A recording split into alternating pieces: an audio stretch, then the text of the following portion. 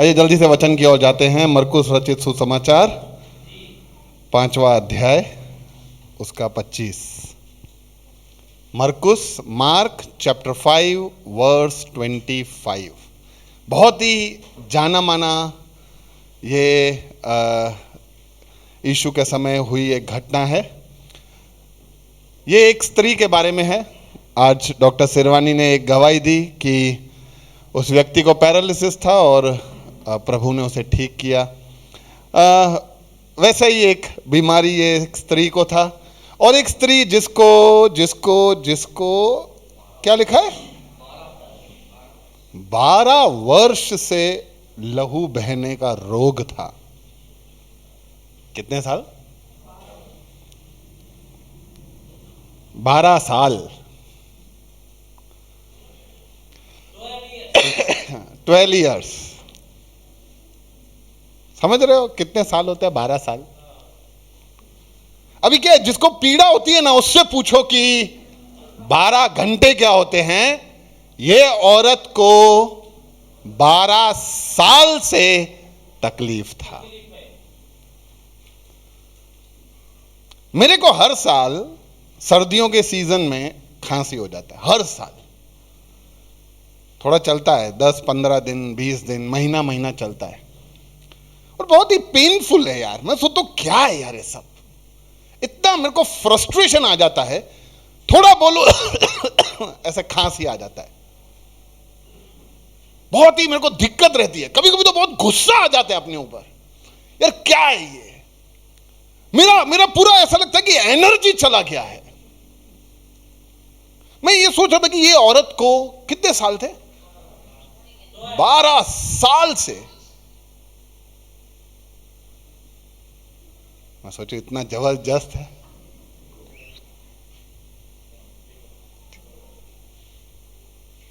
इस औरत को तकलीफ है। भी क्या है, ये तकलीफ पुरुषों ने तो कभी सहा नहीं है, लेकिन जितना मैं समझता हूं ये तकलीफ बहुत ही पीड़ा वाली तकलीफ होता है।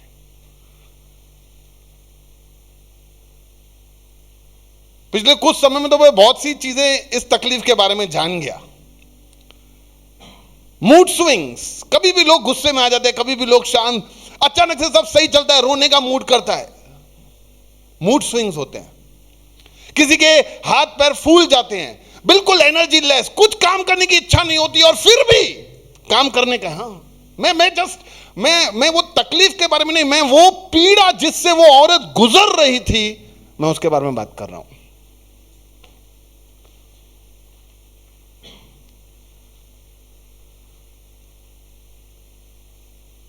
जबरदस्त पीड़ा। अभी पता नहीं है, यार लिखा नहीं है कि उसका शादी हो गया था, कि वो मां बन गई थी, या उसके बच्चे थे कि नहीं। मैं सोचता हूं अगर शादी नहीं हुई होगी तो शादी हुई होगी क्या, या उसके अगर बच्चे नहीं हुए होंगे तो बच्चे हुए होंगे क्या। पता नहीं वो अपना वैवाहिक जीवन कैसे जीती होगी। रोज उसको तकलीफ में वो देखते हुए अपने आप को बोल रही, यार कैसा जिंदगी है, इससे तो यार मर जाऊं वो अच्छा है। कैसा जिंदगी जीने का है।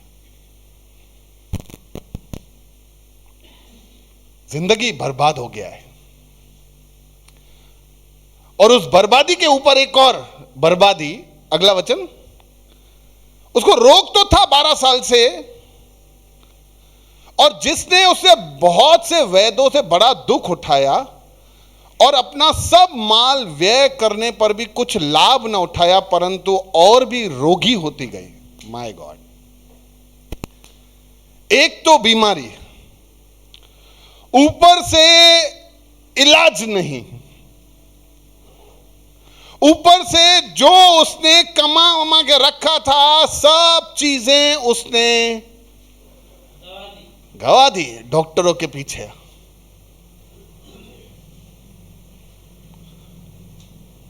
क्या आशा थी उसका? क्या आशा क्या था? क्या चाहती होगी ये पैसा देके? हाँ, ठीक होने के लिए पैसा खर्च किया उसने। ठीक होने के लिए उसने पैसा खर्च किया।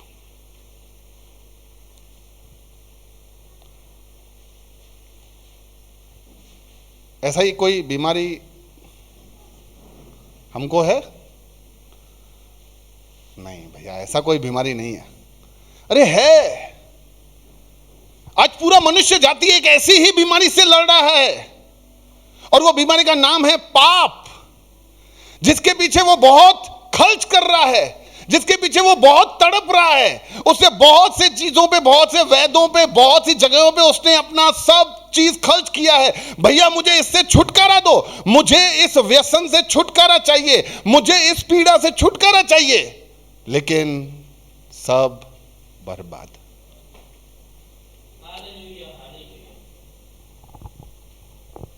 आज जितने धर्म हैं, आज से 100 साल पहले उतने धर्म नहीं थे। आज आप टीवी चालू करो तो कितने सारे चैनल आते हैं जो सत्संग करते हैं। पहले के टाइम पे सिर्फ आस्था था, अभी तो इतने सारे, पूरा का पूरा पैकेज मिलता है आस्था चैनलों का, तुम्हें क्या सुनना है।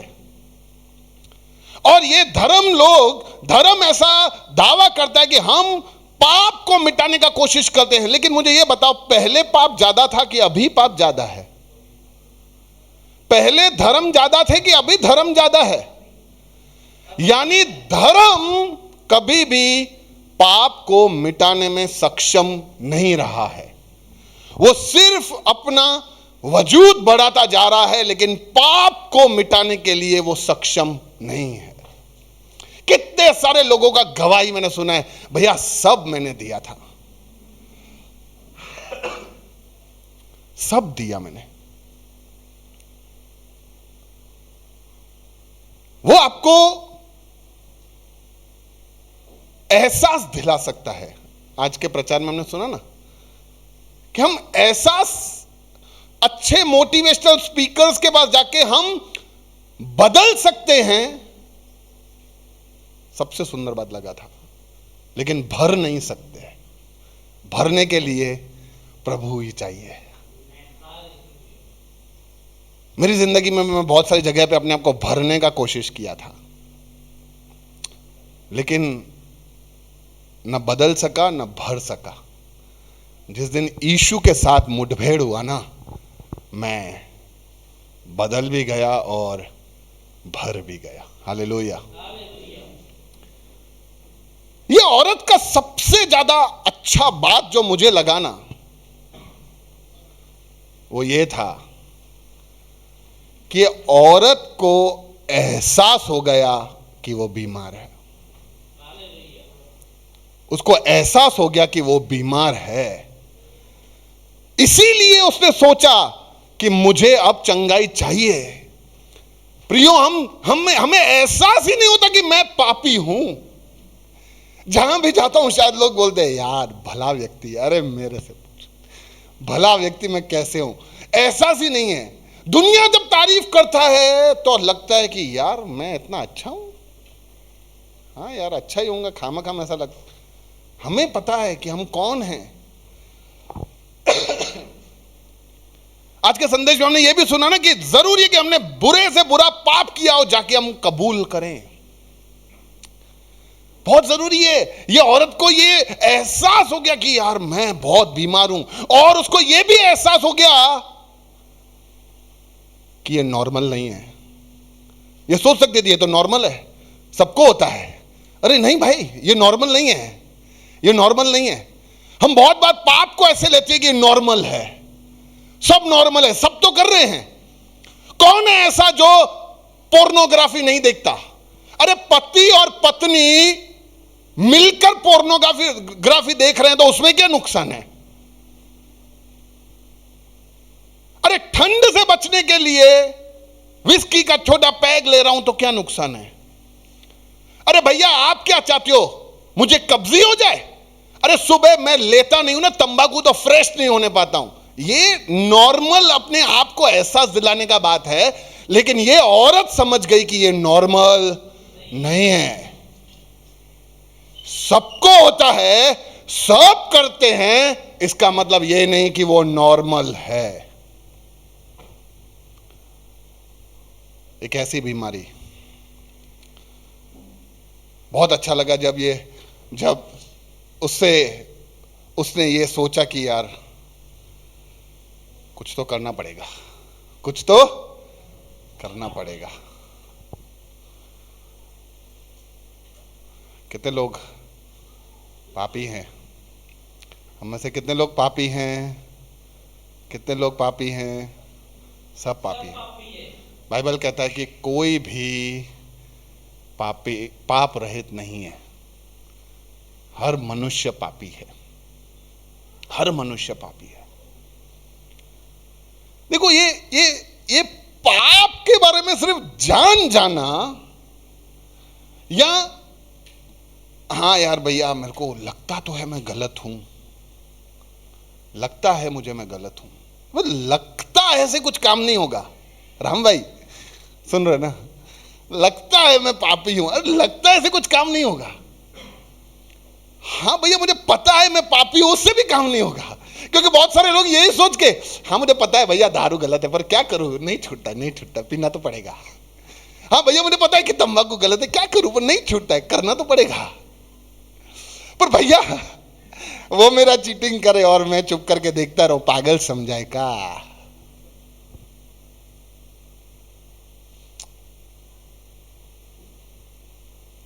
उसने एक गाल पे थप्पड़ मारा तो क्या आपने दूसरा गाल आगे करेंगे? भैया ये खाली बाइबल तक सीमित है, वहीं रहने दो। ये यीशु के जमाने में होता होगा, आज के जमाने में ऐसा नहीं होता। आज के जमाने में दिखाओ ही अपने आप को ऐसा कि वो उसकी हिम्मत ही ना हो कि वो थप्पड़ मारे। दादागीर बन के चलने का। Attack is the best defence. कि कोई तुम पर वार करे उससे पहले तुम उस पर वार कर दो, ताकि उसका वार करने का नहीं अपने नहीं करते ऐसा। अपनी फॉल्ट होती है ना तो तुरंत अपने एग्रेसिव मोड में आ जाते हैं, ताकि अपना फॉल्ट सब दब जावे।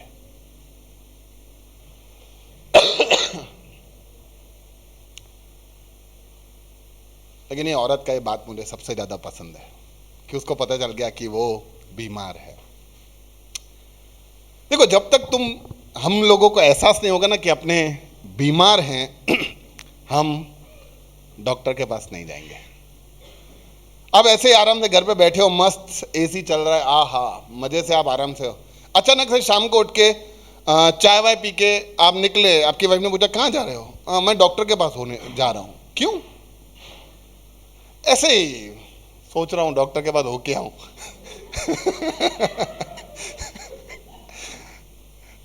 मुझे लगता है उसके बाद आपकी बीवी आपको डॉक्टर के पास ले जाएगी, कुछ हो गया है। कुछ प्रॉब्लम है दिमाग में, ऐसा जाएंगे अपने डॉक्टर के पास? अरे ऐसा होगा क्या? नहीं होगा। लेकिन आपको पता चले कि बीमारी गंभीर है तो फिर तो अपने डॉक्टर के पास जाएंगे ना।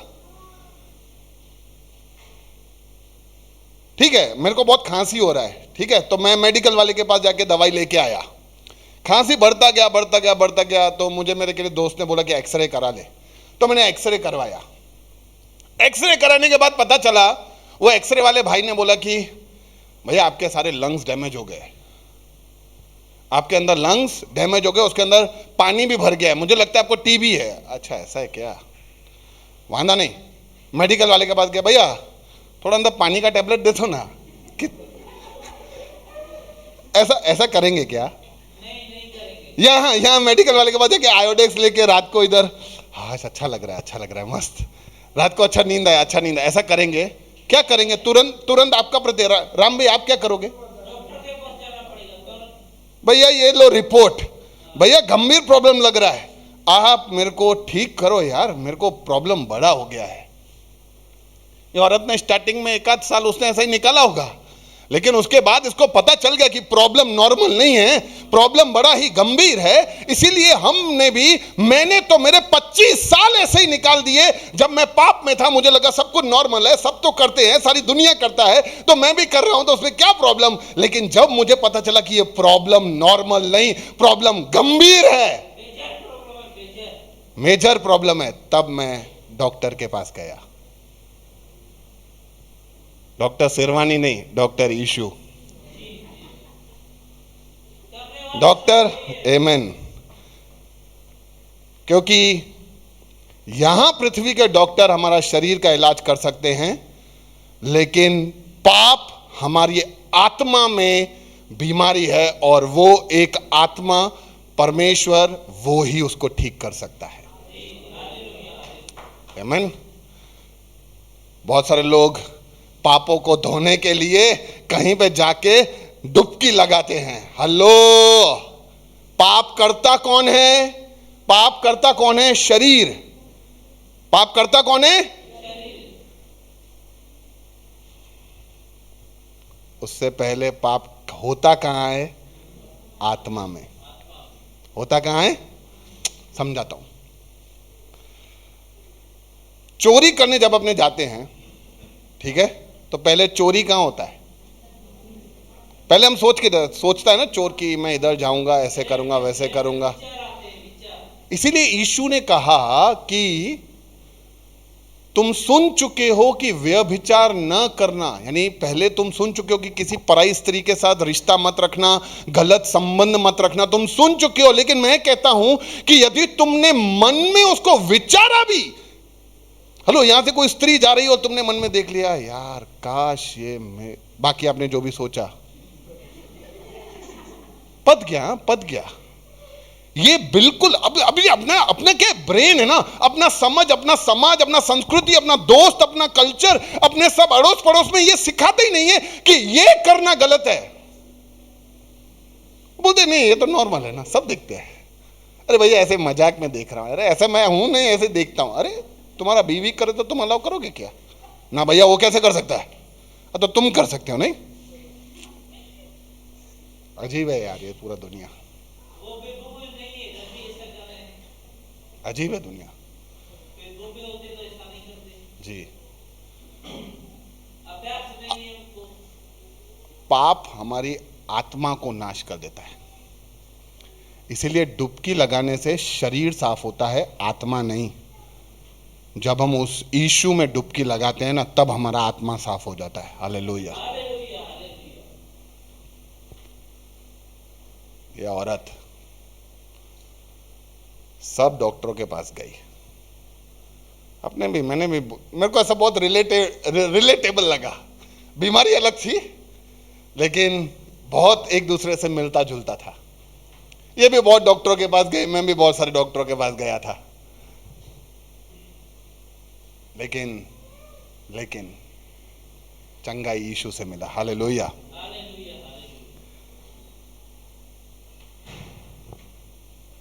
अगला वचन मस्त है, 28।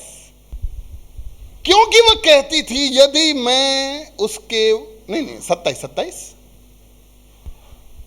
यीशु की चर्चा सुनकर भीड़ में उसके पीछे से आई और उसके वस्त्र को छू लिया आगे, क्योंकि वह कहती थी यदि मैं उसके वस्त्र को छू लूंगी तो मैं चंगी हो जाऊंगी।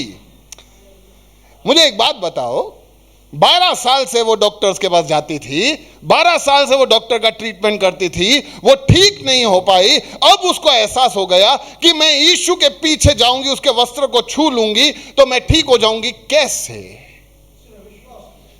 उसने विश्वास किया, ठीक है। उसे सुना होगा चर्चा कि यीशु सबको ठीक कर रहा है।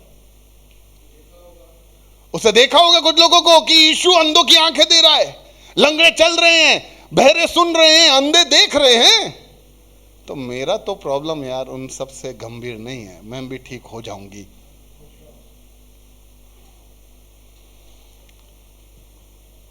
सबसे अच्छा बात पता है यहां पे एक और है कि उसको ये बात का एहसास हो गया, अब ये डॉक्टरों का बात नहीं, ये डॉक्टरों के बस की बात नहीं है। अब ये प्रॉब्लम डॉक्टरों की लेवल से ऊपर हो गया है, क्योंकि एक लेवल पे आके डॉक्टर भी बोलता है आई एम सॉरी, अब ईश्वर पे भरोसा रखो। तो शुरू से रखो ना भाई, शुरू से रखो। देखो डॉक्टर के पास नहीं जाना ऐसा बात नहीं है, अपने को कोई बीमारी अपने डॉक्टर के पास जा रहे हैं, लेकिन हमें विश्वास यीशु पे है, हमें विश्वास परमेश्वर पे होना चाहिए कि वो ठीक कर सकता है। क्योंकि अल्टीमेटली डॉक्टर्स भी अपना समझ और बुद्धि से ठीक करते हैं, उन्होंने हमको बनाया नहीं है, बनाने वाला हमारा ईश्वर है। लेकिन ये औरत को एहसास हो गया कि अब डॉक्टर का बस का बात नहीं है, मुझे सिर्फ यीशु को छूना, उसके वस्त्र को ही छू लूं यार। और जैसे उसके वस्त्र को छूती है ना, यीशु क्या कहता है, किसी ने मुझे, अरे भाई वस्त्र को छुआ है, अरे वस्त्र को छूना यीशु को छूना है। हालेलुया। यीशु के वस्त्र को छूना यीशु को छूना है। इसलिए कहता है कि मुझे किसी ने छू लिया है, क्योंकि वो औरत यीशु के वस्त्र को छूने के लिए, मतलब वो यीशु से मुठभेड़ करना चाहती थी। एक बार उस औरत को पता था कि एक बार मेरा यीशु के साथ का मुलाकात भी हो गया ना, मैं चंगी हो जाऊंगी, मैं चंगी हो जाऊंगी। Hello hello hello hello hello. पाप, व्यभिचार, व्यसन, कोई भी तकलीफ है, इस बात का एहसास जैसे उस औरत को था कि मैं यीशु को छू लूंगी, मैं ठीक हो जाऊंगी। ये एहसास जिस दिन हमारे अंदर आ गया ना कि मेरे अंदर ये जो भी पाप है, जिस दिन, जिस समय, जिस घड़ी में ये पाप को लेकर मैं परमेश्वर की उपस्थिति में जाकर उसको छूंगी, वो उसी दिन से पाप खत्म हो जाएगा। क्योंकि उस दिन वो परमेश्वर का सामर्थ निकलकर हम में इस तरह से आएगा कि वो पाप अपना जगह को छोड़ देगा। हालेलुया। और उस औरत ने उसको छू लिया, उसके वस्त्र को छू लिया, और परमेश्वर का सामर्थ उसमें से बह गया। बहुत जरूरी है कि हम ये समझें, एक बार पाप पे विजय पाने के बाद, ये पाप का ऊपर विजय पाना ये पूरा जर्नी है, यात्रा है। हमें हर रोज, हर समय, हर पल, क्योंकि प्रलोभन हमारे आगे इतने सारे हैं कि ये बहुत संभवित है कि हम कहीं ना कहीं गिर जाएंगे। लेकिन अगर यीशु को ही पहन के जाएंगे तो कौन सा पाप अपने को छुएगा। हालेलुया।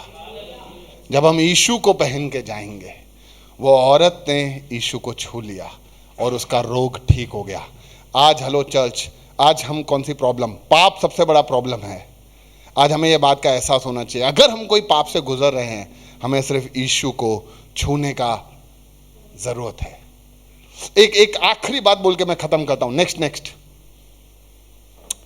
और तुरंत उसका लहू बहना बंद हो गया, तुरंत। हाँ हेलो, यीशु ऐसा नहीं कहता है कि भाई टाइम लगेगा।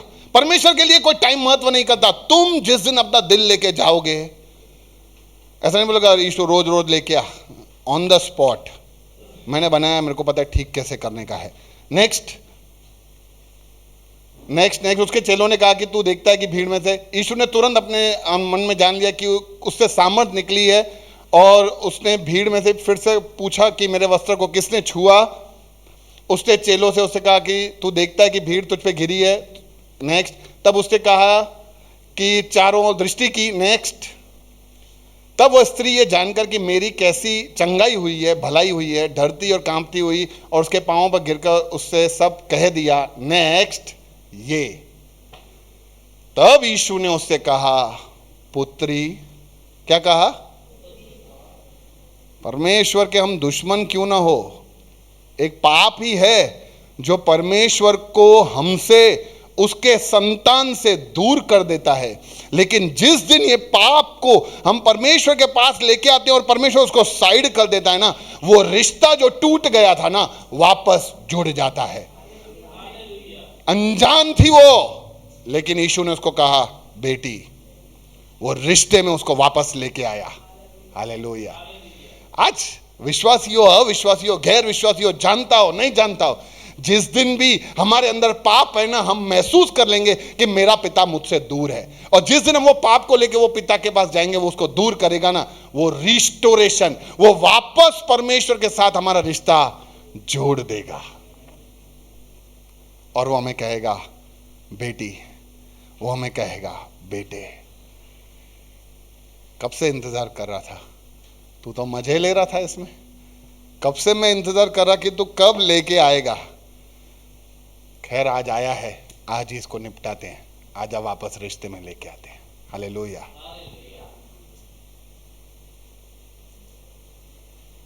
जरूरत है हम सबको। यूहन्ना 1:12 कि जितनों ने भी उसे रिश्ता बांधा है, उसने उसे अपना संतान ठहरने का अधिकार दिया है। जो भी उस पर विश्वास रखते हैं वो यीशु के संतान ठहरते हैं। हालेलुया। अक्सर मैं ये एक पंक्ति गाता हूं, क्लोज दिस एंड मैं चाहता हूं आप सब हमारे साथ ये गाएं। पता नहीं, बहुत बार ये जब हम आराधना करते हैं ना, गाने से ज्यादा है उसको महसूस करना। वो कल तक अपना दुश्मन था, ये हमें महसूस है कि मैं अपना दुश्मन था कि नहीं। वो महसूस करेंगे ना तो हमारा आराधना ही बदल जाएगा। Hallelujah, hallelujah. आशा मेरी,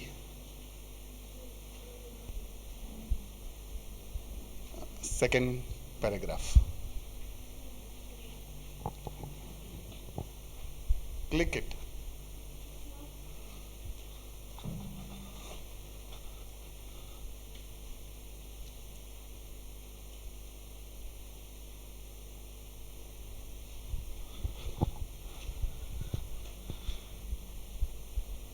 किसने सोचा था कि हमारे ऊपर ऐसा सब होगा? हाँ? किसने था साथ में गा सकते हैं कि ऐसी दया मिलेगी हमको भरपूरी से। किसने सोचा था? युगों का राजा महिमा को छोड़कर अपनाया मेरे शर्म और गुनाह। वो औरत शायद जब वो लहू के साथ बहती हुई जाती होगी, उसको शर्म आता होगा कहीं पे जाने के लिए। यीशु ने उसके शर्म को अपना लिया। हमारे भी पाप को लेके जाके जहां पे हमें तकलीफ होती थी, हमारे उस शर्म को यीशु ने अपना लिया। और इसीलिए क्या कभी हमने हमारी जिंदगी में सोचा था कि हमारे ऊपर ऐसी दया होगी कि वो ईश्वर हमारे ऊपर आएगा और हमारे लिए अपने आप को क्रूस पे देगा? किसने था सोचा कि ऐसी दया मिलेगी हमको भरपूरी से। युगों का राजा महिमा को छोड़कर अपनाया मेरे शर्म और गुनाह। क्रूस से मैंने पाई है माफी, मैं हो गया उस राजा का सुंदर मसीहा। अब मैं हूँ तेरा यीशु मसीह, तू है आशा मेरी। यीशु मसीह तू है आशा मेरी। सब मिलकर कहेंगे, यीशु मसीह तू है आशा मेरी। धन्यवाद देते हैं प्रभु। कभी नहीं सोचा था कि ऐसा भी तू दया कर सकता है। दंड के लायक था प्रभु, तेरे खिलाफ पाप किया था राजा। हालेलुया। तुझे दिन प्रतिदिन तेरे दिल को ठेस पहुंचाता था, लेकिन फिर भी तू आया, मुझ पे दया किया प्रभु। जो मुझ पे कीचड़ लगा हुआ था, तूने सिर्फ मुझे गले नहीं लगाया प्रभु, पहले मेरा पूरा कीचड़ साफ किया राजा। हालेलुया। पानी से नहीं प्रभु, तेरे लहू से धोया तूने। कितना बड़ा था वो फासला, मायूस होकर स्वर्ग की ओर देखा निराशा। प्रभु वो निराशा में जब मैंने तेरा नाम लिया, तू उतर आया यहाँ पे। अंधकार हटाकर तेरी मोहब्बत से मेरा दिल तूने भर दिया। पूरा हुआ सब लिखा गया, यीशु मसीह तू है यीशु मसीह। तू है आशा मेरी। Thank you Jesus. धन्यवाद प्रभु मुझे उस निराशा में से खींचकर आशा में लेके आने के लिए। जितने लोग ये बात को समझते हैं, एहसास करते हैं कि उस औरत की तरह हमारा भी बीमारी उसको छुए बिना ठीक नहीं होगा, उनके लिए यीशु एक आशा है। हालेलुया। प्रभु धन्यवाद कि तू आया, इस पृथ्वी पे अपने आप को दिया, ताकि प्रभु जो पाप का बीमारी मुझ में था वो दूर हो सका राजा। और ऐसा नहीं कि तूने वो दूर करके छोड़ दिया मुझे, तूने वायदा किया कि तू मुझे अपना संतान ठहराएगा और तू सदैव मेरे संग रहेगा। धन्यवाद देते हैं प्रभु, आए हुए सभी लोगों को तेरे हाथ में सौंपते हैं। लोग तुझ पे भरोसा करने पाए, इस पाप से लड़ने के लिए तू उनकी आशा ठहरना राजा। जब वो तुझे पुकारे तो उनके पास जाना राजा। उनको हियाव देना कि वो अपने इस बीमारी को समझ सकें, कबूल कर सकें और तेरे पास वो आ सके राजा। धन्यवाद देते हुए प्रार्थना यीशु के नाम से मांगते हैं।